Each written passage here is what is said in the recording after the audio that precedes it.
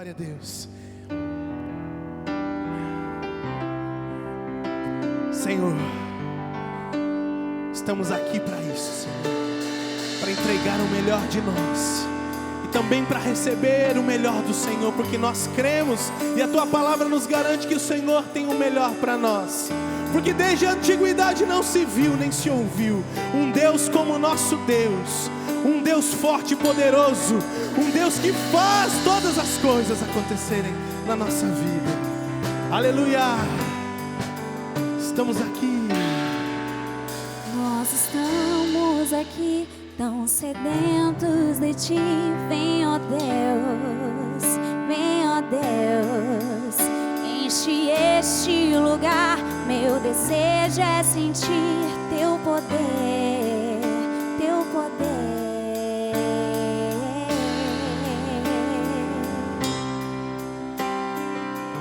Aleluia, nós estamos aqui. Nós estamos aqui, tão sedentos de Ti. Vem, ó Deus, vem, ó Deus. Enche este lugar, meu desejo é sentir Teu poder, Teu poder. Então vem me incendiar, meu coração é o Teu altar. Quero ouvir o som do céu, Sua glória contemplar. Então vem me incendiar, meu coração é o Teu altar. Quero ouvir o som do céu, Sua glória contemplar.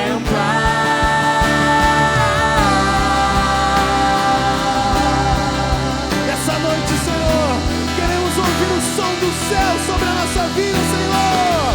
Te entregamos tudo que somos, tudo que temos, ó Deus. Nós estamos aqui, tão sedentos de Ti. Vem, ó Deus, vem, ó Deus. Enche este lugar, meu desejo é sentir Teu poder, Teu poder. Então vem me incendiar, meu coração é o Teu altar. Quero ouvir o som do céu, Sua glória contemplar. Então vem me incendiar, meu coração é o Teu altar.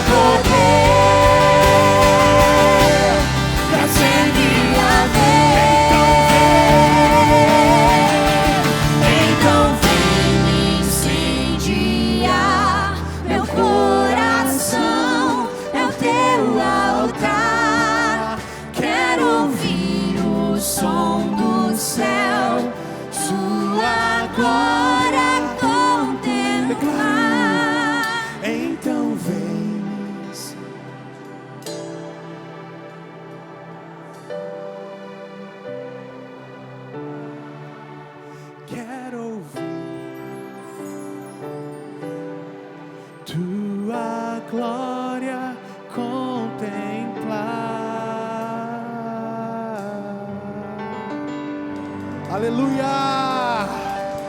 Te damos toda a honra, Senhor, toda a glória, todo o louvor. Aleluia!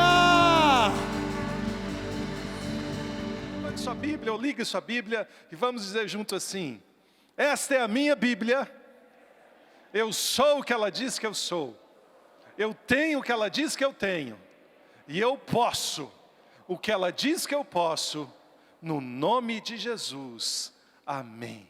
Senhor, toca-nos pela palavra, fala ao nosso coração pela palavra. Senhor, muda a nossa história pela Tua palavra. Ao expor a Tua palavra, leva-nos a Te conhecer mais, porque é isso que nós queremos.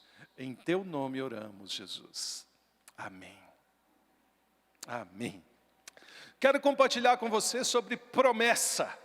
Promessa que traz uma esperança viva. Pela manhã eu conversei com os irmãos sobre uma esperança viva. E ainda um pouco nesse tema, mas eu quero falar agora sobre promessa. Você tem promessa na sua vida? Tem? Mesmo que você fale assim, não sei, existem milhares, centenas de promessas bíblicas que estão disponíveis para você. E isso faz parte da nossa vida cristã. E eu sei que você pode ser alcançado, e eu oro para que você seja alcançado por cada uma delas. Promessa é algo que a gente, às vezes, não consegue discernir muito bem, porque nós, às vezes, ouvimos muitas vozes. Mas nós precisamos aprender a ouvir a voz bíblica. A primeira voz e a mais importante é da Bíblia, é Deus falando conosco. Às vezes, pessoas falam em nome de Deus. Elas podem ser usadas por Deus, mas Deus nos permite julgar a profecia. Porque às vezes, irmãos, eu converti na Lagoinha, eu ia no monte toda semana. Próximo onde eu morava, próximo não, mais distante, no bairro Palmares, Belo Horizonte, tem muitos morros. E no meio da cidade, praticamente, em frente ao Minas Shopping, tinha um Monte Palmares. E eu ia para o monte, eu ia sozinho, eu ia com a igreja, eu ia sozinho. Eu entrava no meio de outras igrejas. Já passei aperto, porque teve uma vez a igreja ia orando, né? Por exemplo, a Lagoinha, vamos ao monte orar, e só os irmãos. E de repente eu achei uma igreja, uns 40 irmãos orando, entrei no meio daqueles irmãos e eles começaram a orar, e eu dei as mãos para eles, e alguém começou a orar assim: Senhor, tira do nosso meio todo o joio, tudo aquilo que está em Deus. E o irmão começou a orar, e falando assim, todo intruso, todo enviado das trevas. E eu tinha acabado de chegar. E eu falei, se eu saio agora, vai parecer que a oração fez, Deus respondeu, então eu tenho que ficar. Mas o tempo todo foi, e eu falava, amém, Jesus, eu também sou do Senhor, eu converti também. Amém, Jesus, obrigado por essa igreja. E aí foi uma situação. Mas numa dessas, um irmão entregou uma palavra para o outro, e eu conhecia ele, né? E ele disse assim, olha, Deus, é como se fosse, né? Não gosto nem de entrar nisso, mas só para explanar para você sobre promessa. Ele disse para a pessoa, estou vendo que a sua esposa está assim, assim, assim, passando por isso. E aquele moço diz assim, ah, mas eu não sou casado. Aí esse irmão que eu conhecia, que era o profeta, ele diz assim, ah, então errei. Cuidado, porque às vezes o então errei pode aparecer na sua vida. E só o discernimento daquele que anda com Jesus e ouve em primeiro lugar a palavra, é capaz de nos livrar e não nos deixar afetar quando alguém fala conosco. Então eu quero falar sobre promessa fundamentado na Bíblia. E o texto que eu quero ler está em Gênesis capítulo 50,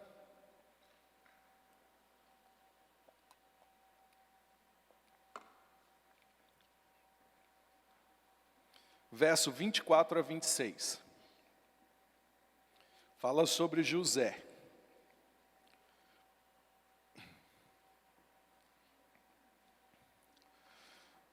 Gênesis capítulo 50, verso 24 até o 26.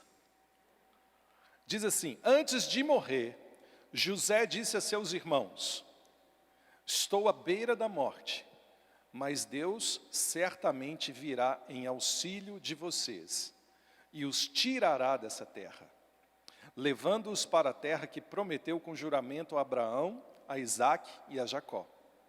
E Jacó fez que os filhos de Israel lhe prestassem um juramento, lhes dizendo: quando Deus intervier em favor de vocês, levem os meus ossos daqui.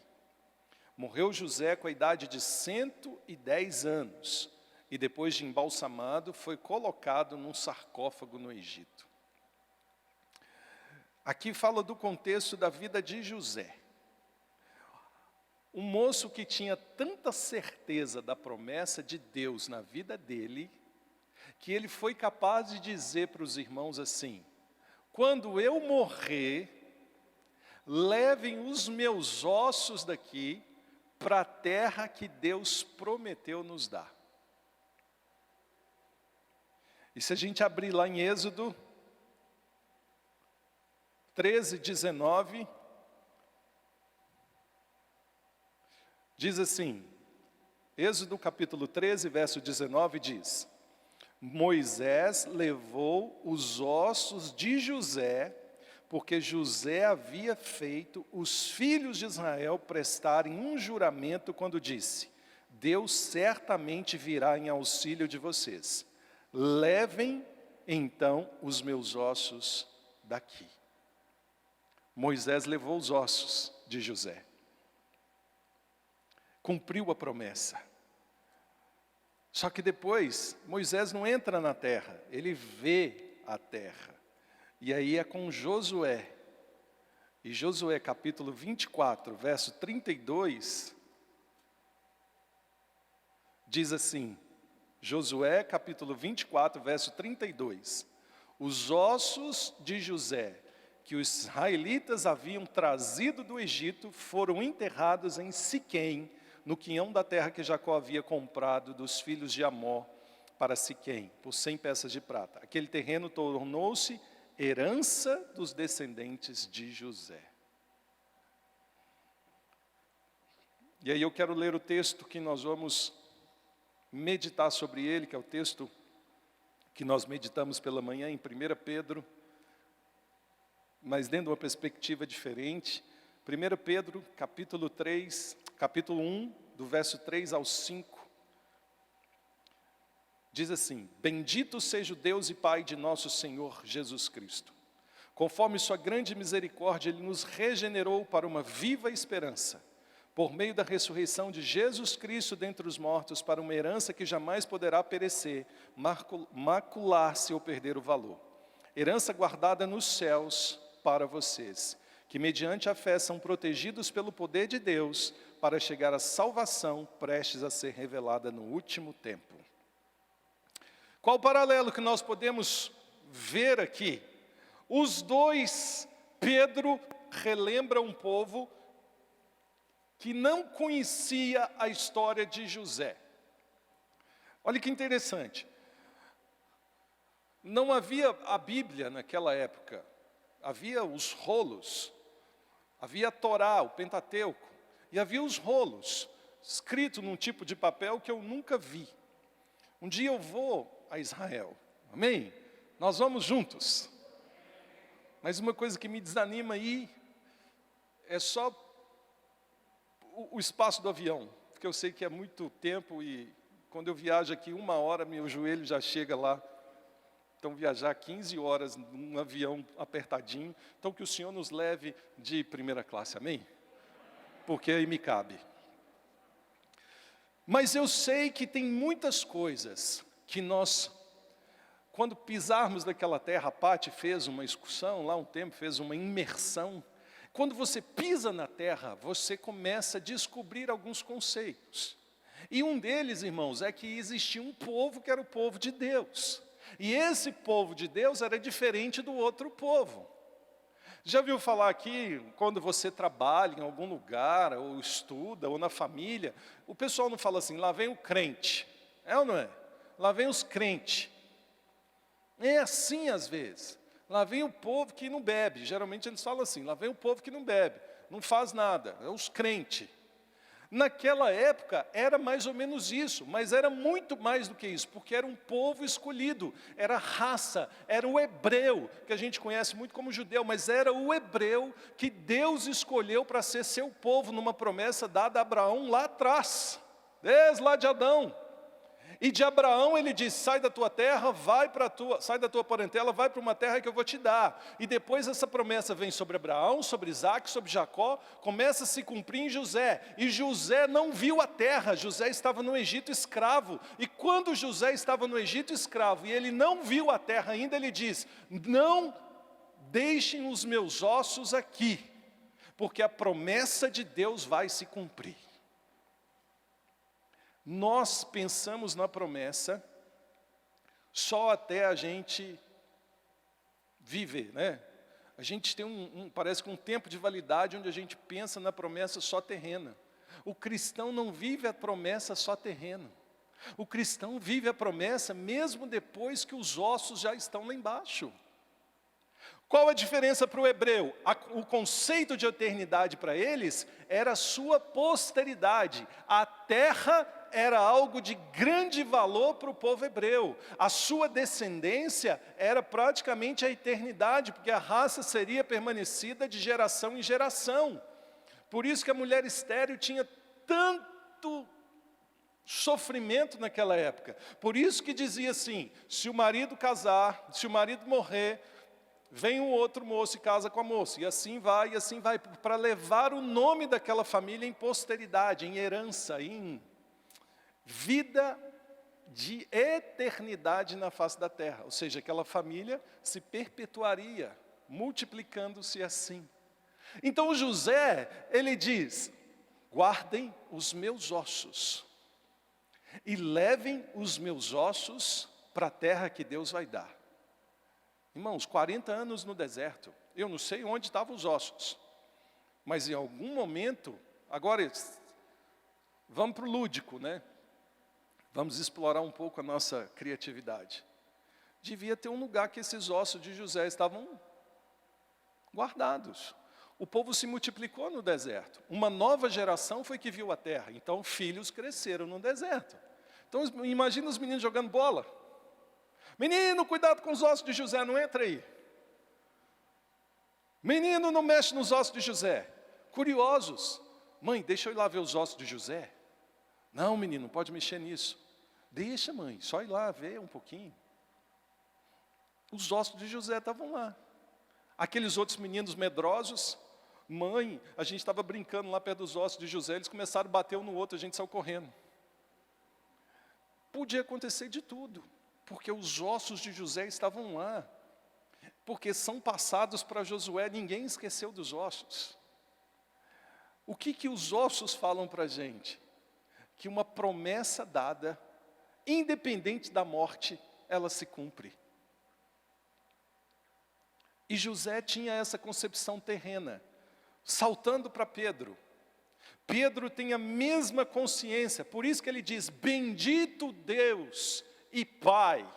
Quem chamava Deus de Pai? Abraão, Isaac, Jacó, o meu Senhor, o grande eu sou, o Pai. Bendito era uma expressão, e eu estudei isso, eu achei maravilhoso. O povo hebreu, o povo judeu, tem 18 bênçãos que eles determinam, que eles creem, que eles oram sobre a vida deles, e no final de cada uma delas há essa expressão, bendito Deus e Pai. Então quando a gente fala bendito Senhor, a gente está dizendo grande é o Senhor, poderoso é o Senhor, Deus de Abraão, Deus de Isaac, Deus de Jacó, Deus de José, Deus de Moisés, Deus de Josué, Deus de Elias, Deus de Eliseu, Deus dos juízes, Deus de Davi, Deus dos reis que vieram, Deus dos profetas que se levantaram. E Pedro, passando por tudo isso, vai dizer, Deus Pai do nosso Senhor Jesus Cristo, Senhor e Salvador. quando ele contempla e ele traz a nós a expressão Deus e Pai do nosso Senhor Jesus Cristo, é maior do que a promessa de José. Você não precisa mais preocupar com os seus ossos. Pode ser cremado. Não tem problema. Porque há uma promessa que agora a nossa esperança não está em herdar uma terra que é terrena, mas uma terra celestial que está nos céus. Ah, irmãos, eu achei que eu ia embora. E teve uns dias que eu queria ir embora, quando eu tive Covid. Parece um negócio que fala, mas eu falei, você é bonitona ainda, ia vir outro moço aí bonitão casar com você. Mas eu estava no auge assim do Covid, e eu comecei a cantar. Os guerreiros se preparam para a grande guerra. Eu estava com 39,5 de febre, alguns acham que é delírio, mas eu não era, tinha consciência, e eu achei que eu ia embora. Por quê? Porque existe uma promessa tão real na nossa vida, que aquele tempo ficou perto. Aquele momento se aproximou de mim de tal maneira, que eu falei assim, é agora. Mas no mesmo instante eu pensava na Vanessa, na Esther, na Lagoinha, e eu falava assim, mas tem muita coisa para viver, Senhor, me ajuda a decidir o que é melhor, ir ou ficar. Como Paulo falou, a gente não sabe o que é melhor, se é viver com Cristo, morrer para ir com Cristo, ou se viver aqui para desfrutar a presença de Deus com quem a gente ama. É o paradoxo da vida, mas o que nos faz ter essa consciência? A esperança que se manifesta. E é isso que Pedro está dizendo. Pedro está dizendo assim, bendito Deus e Pai, bendito. Quem fala bendito? Quem era José? José era um homem que conhecia Deus. Quem era Pedro? Pedro era um apóstolo que andou com Deus. Por que Pedro fala bendito como os hebreus lá atrás? Porque ele conhecia o que Jesus os ensinou, e grande parte disso é uma influência do Antigo Testamento na vida deles. Como o povo judeu vivia. Aqueles que falavam bendito tinham uma noção real de que esse Deus Pai era um Deus de bênçãos inigualáveis e que podia fazer coisas sobrenaturais. E por isso que eles tinham uma vida de profunda devoção a Deus. Não sei se você é devoto de Jesus Cristo, entende? Essa palavra devoto ficou um pouco, talvez, perdeu o seu valor para a gente por causa de idolatria, mas nós somos devotos, nós temos uma devoção ao nosso Senhor Jesus Cristo. É diante dele que o nosso joelho se prostra e que a gente clama, Jesus, venha ao meu encontro e me socorre. É a esse Senhor, é a esse Jesus que um dia no hospital eu orei, Senhor, passa um anjo da cura nesse lugar, levanta todo mundo desse leito aqui nesse hospital. E quando foi à noite, a enfermeira entra no meu quarto e fala assim, não sei o que está acontecendo, todos os pacientes parece que viraram visitantes, agora mesmo um da UTI saiu e está bem, parece que um anjo da cura passou nesse lugar. É a esse Senhor na nossa devoção que nós oramos e Ele nos atende. É a esse Senhor que em devoção nós colocamos o nosso coração. É a esse Senhor que nós depositamos a certeza de uma promessa que Ele nos deu. Qual a maior promessa da nossa vida? Qual a maior promessa que você pode ter? Não é terrena, ela é eterna. E Jesus nos deu essa promessa. Se José não estava preocupado em morrer, porque ele estava dizendo, guardem os meus ossos e levem para a terra que Deus vai dar, numa certeza tão, sendo redundante, tão absoluta. Imagine nós, precisamos ter a certeza que Jesus pode voltar agora, e nós iremos com Ele. Pode voltar amanhã, e nós iremos com Ele. Pode vir o corona, o coronga, qualquer outra coisa, e nós vamos passar por cada momento, porque ninguém, nem nada, pode nos separar da promessa dEle. Por isso que nós não temos medo, por isso que o cristão é meio fora da realidade.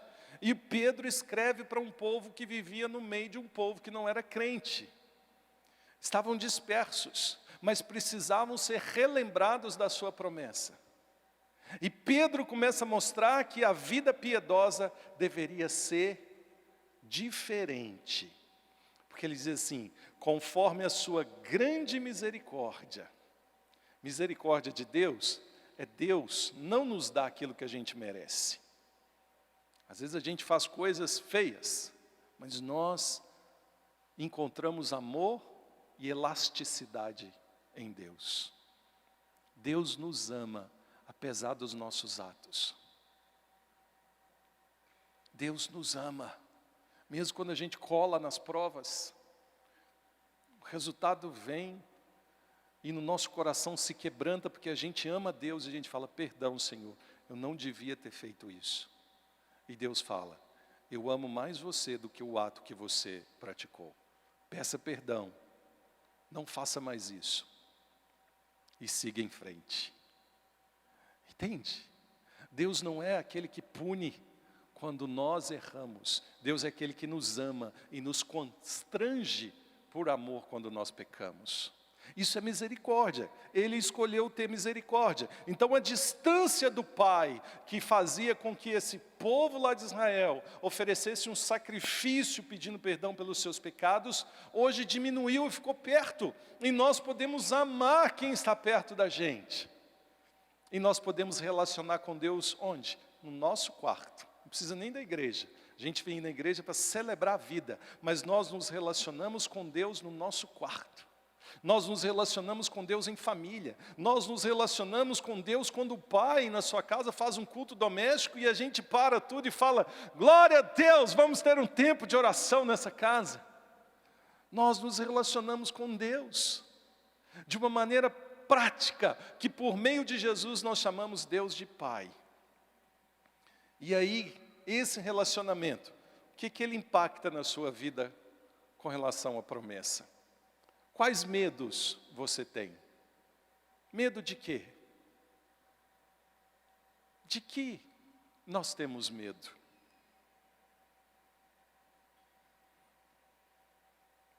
Pastor Márcio fala muito assim, a única coisa que ele pede a Deus para não permitir é que ele venha ferir o coração daquele que ele mais ama, que é Jesus.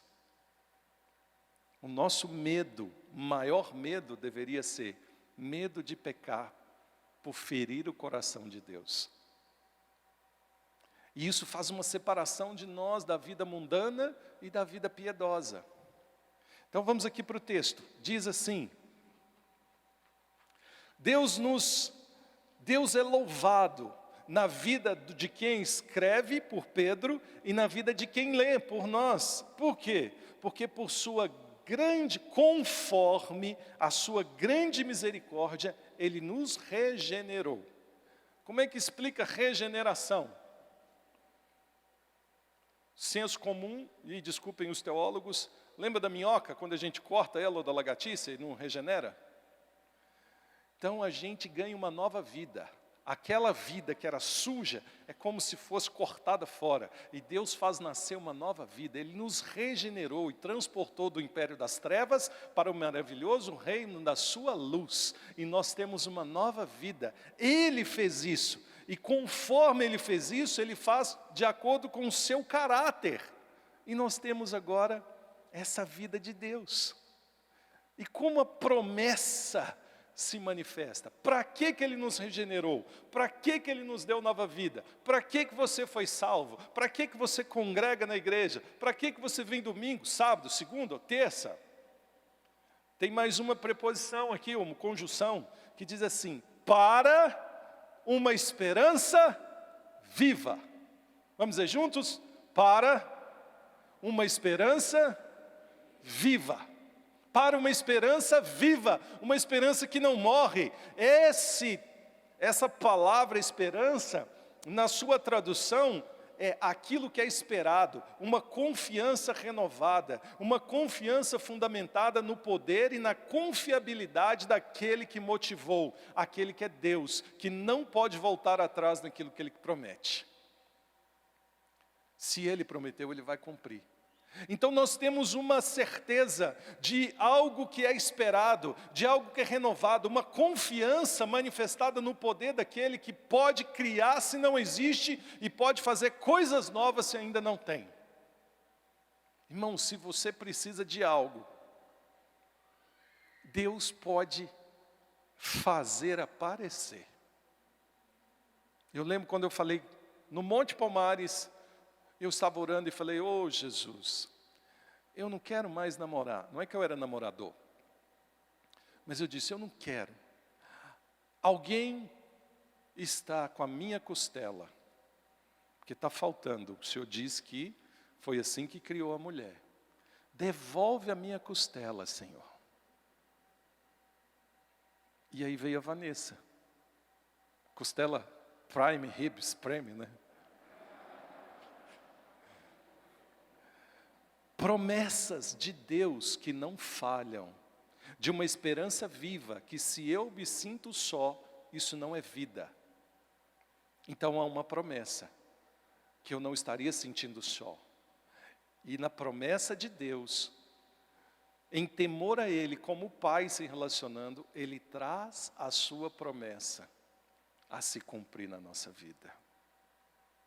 Promessa que Deus nos faz aprender e ver.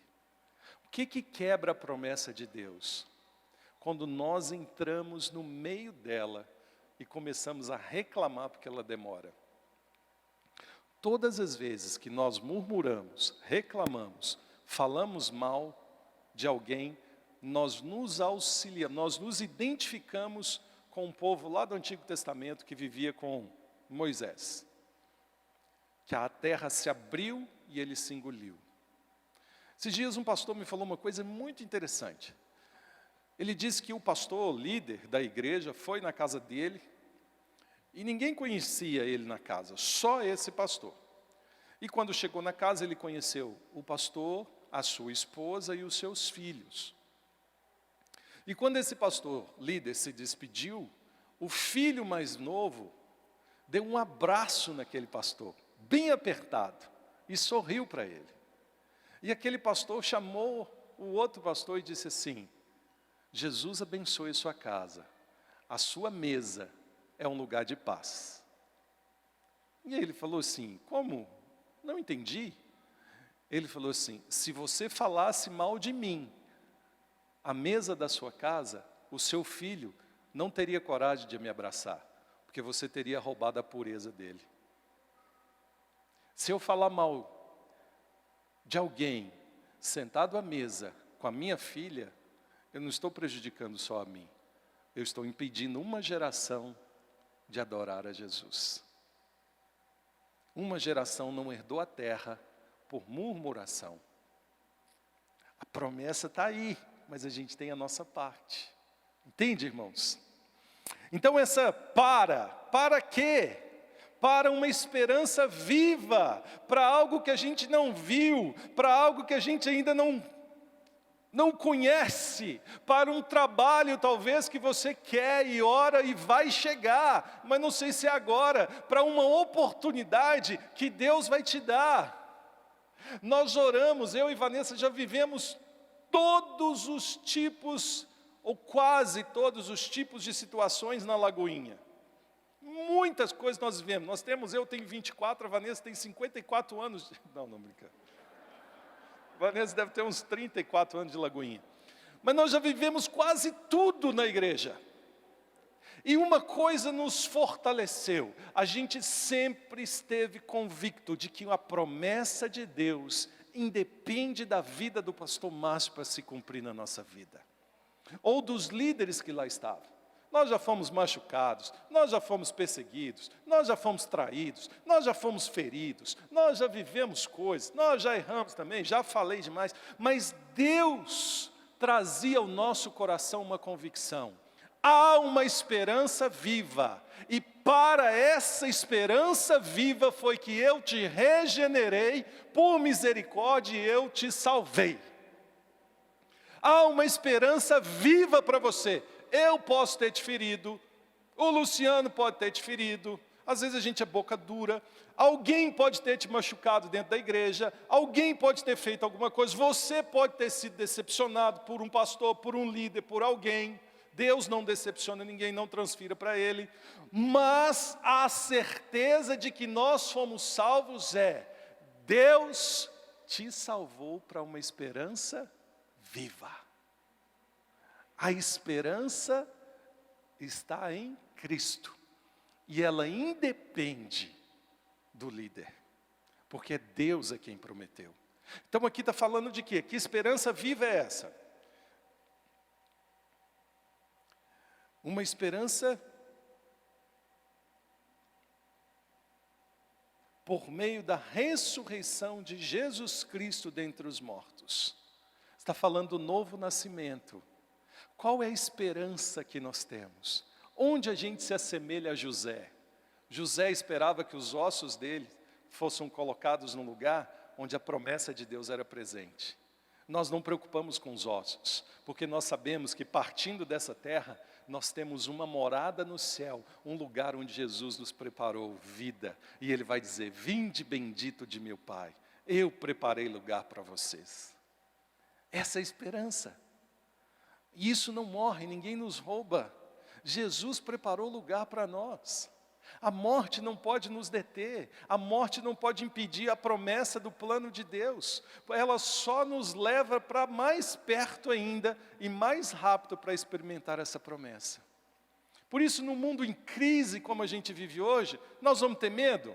Não! Nós vamos olhar para o mundo e dizer assim: a promessa viva de uma esperança eterna está presente nessa terra. O Senhor nunca falhou e o Senhor nunca vai falhar.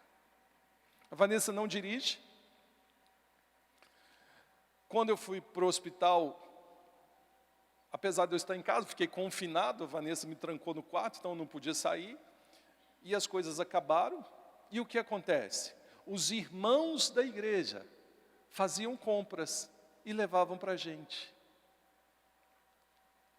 Deus não desampara.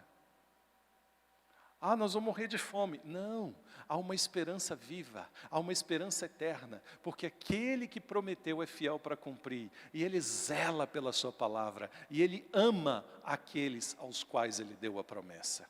Deus te ama. Há uma promessa para a sua vida, de esperança viva nessa terra. Pode estar ruim agora, mas isso vai passar, e o melhor está por vir, porque Deus é poderoso para restaurar cada promessa na sua história. Ele é poderoso. Essa promessa e essa esperança, verso 4, fala de salvação, para uma herança que jamais poderá perecer, macular, perder o seu valor, uma herança guardada nos céus para você, é uma herança incorruptível, ela é incontaminável, ela é inacessível, ela não perde o valor. E o autor traz uma explicação interessante: é como uma flor que nunca murcha, nem perde a sua beleza, mesmo que esteja fora da terra. Não sei se você já deu flores para alguém. Eu já dei para a Vanessa, mas deixa para lá porque tem muito tempo. Mas quando você dá um buquê de flores, a pessoa se enche de alegria. A gente que é homem não entende, mas as mulheres gostam, não é? Quando eu não era crente, o nosso conceito de esperança viva e de alegria eterna não existia, a ponto de eu ter amigo que passava em cemitério e pegava flor para levar para a namorada. E eu falei: você é doido, cara? Eu falei: não, vai saber mesmo, vai murchar, tudo murcha.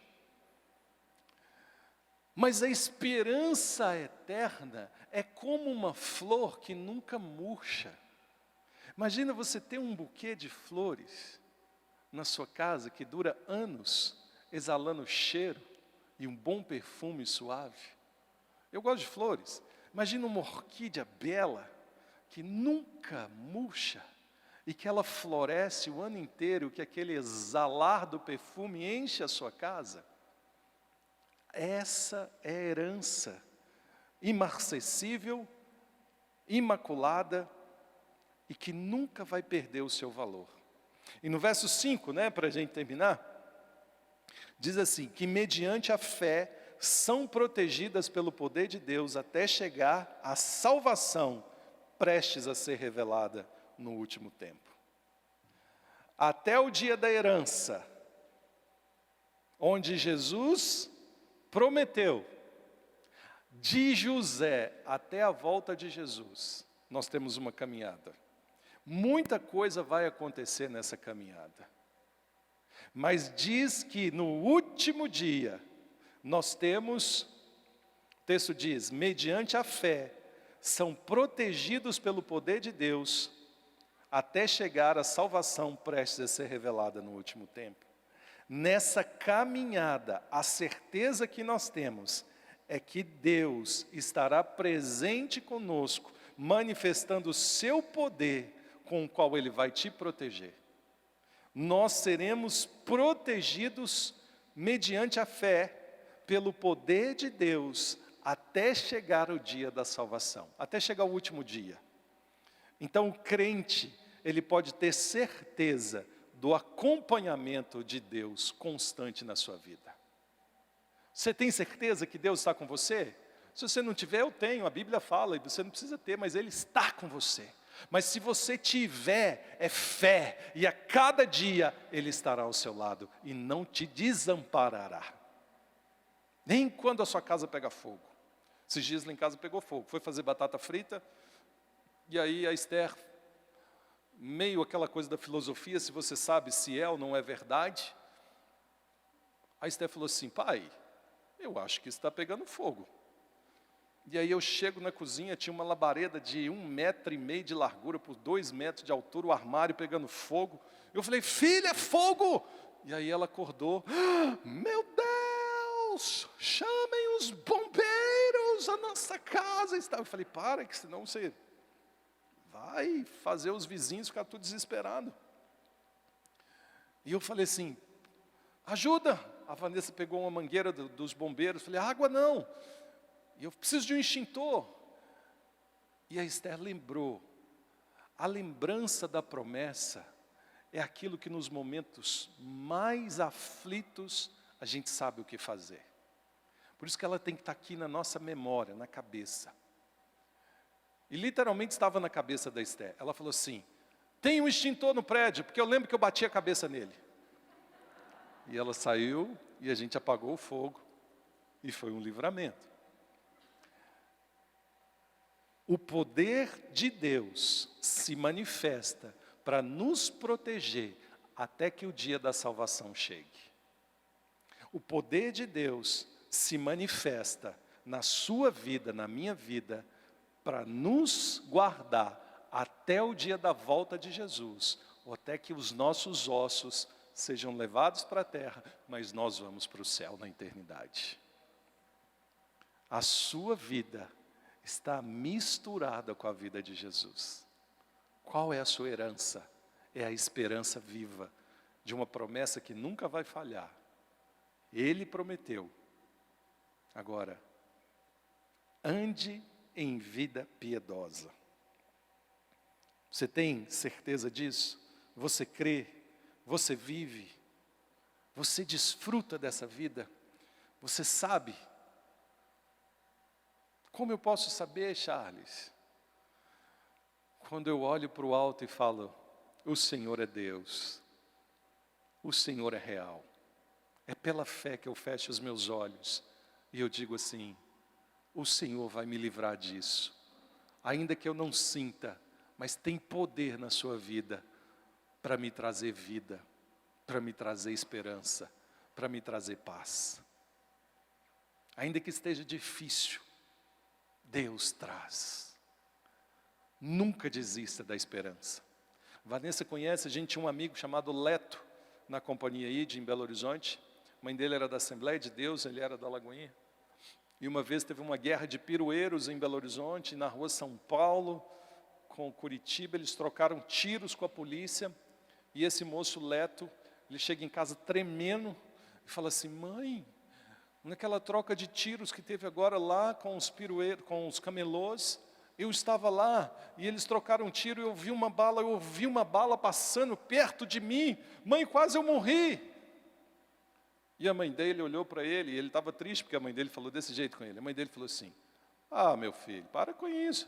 Você acha que eu estou criando filho e Deus me deu filho para morrer de bala perdida? Me poupe, né? Vai fazer as suas coisas. A certeza é tão grande de que os nossos filhos são do Senhor, que eles estão nas mãos de Deus e ninguém toca, só Deus. A certeza de que a sua casa está nas mãos de Deus é tão grande que ninguém toca, só Deus. A certeza é tão grande que aqueles que são casados, a sua mulher e o seu marido estão nas mãos de Deus, que mesmo se algum não conhece ainda, Deus está com poder agindo para mudar a sua história. É uma esperança viva que nós temos. É um poder que nós temos de levar essa esperança viva para a igreja de Jesus. E como igreja, a gente sair pelas ruas de Curitiba, dizendo: nós temos uma bandeira laranja, pode ter amarela, pode ter preta, pode ter vermelha, pode ter verde e branca, pode ter qualquer tipo, que nós vamos dizer assim: vamos agir com prudência, mas a nossa esperança não está numa vacina. Se vem da China, se vem do Brasil, se vem da Alemanha, se vem da Inglaterra, se vem dos Estados Unidos, a nossa esperança está naquele que fez a promessa e que é poderoso para trazer sabedoria aos homens, para guardar o seu povo, porque Ele é poderoso para isso. O que nós precisamos fazer?